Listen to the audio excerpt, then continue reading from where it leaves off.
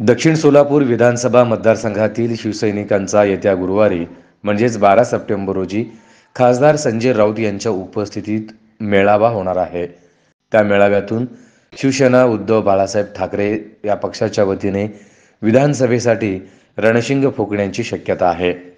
महाविकास आघाडीचे जागा वाटप अद्याप झाले नसले तरी याच मेळाव्यातून दक्षिण सोलापूर मतदारसंघावर शिवसेना दावा करण्याची शक्यता आहे.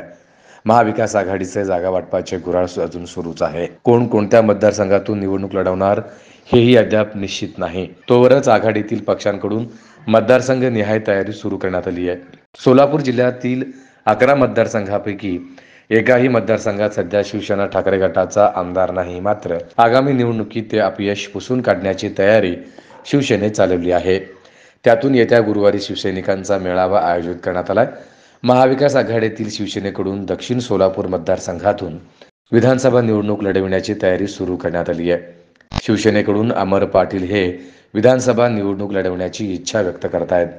मागील वर्षभरापासून अमर पाटील यांनी फारसा गाजावाजा न करता तयारी चालवली आहे.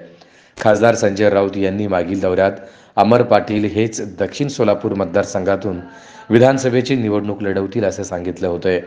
खासदार संजय राऊत हेच येत्या गुरुवारी सोलापूरच्या दौऱ्यावर येणार आहेत. शिवसैनिकांच्या मेळाव्यातून ते दक्षिण सोलापूर मतदारसंघावर दावा करण्याची शक्यता आहे. याच मेळाव्याच्या माध्यमातून शिवसेना विधानसभेसाठी रणशिंग फुंकण्याची शक्यता आहे. मात्र काँग्रेस आणि शिवसेनेच्या दाव्यांमध्ये अडकलेला दक्षिण सोलापूर मतदारसंघ कोणाला सुटणार याचे कोडे आहे.